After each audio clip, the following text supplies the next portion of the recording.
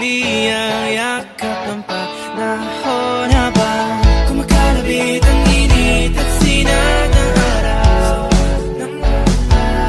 Huwag kang di naman delikado kasi parang umingiti na naman ako.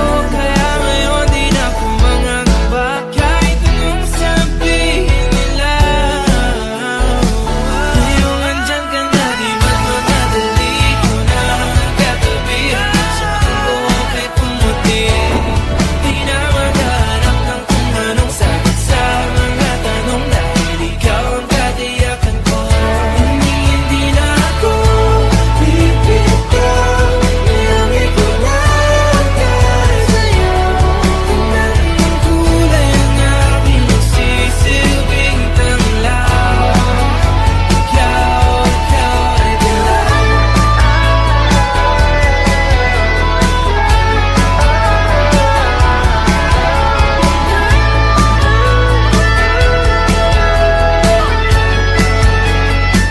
Ngayong nandyan ka na, di magmamadali ko lang katabi hanggang sa ang buhok ay pumati. Di na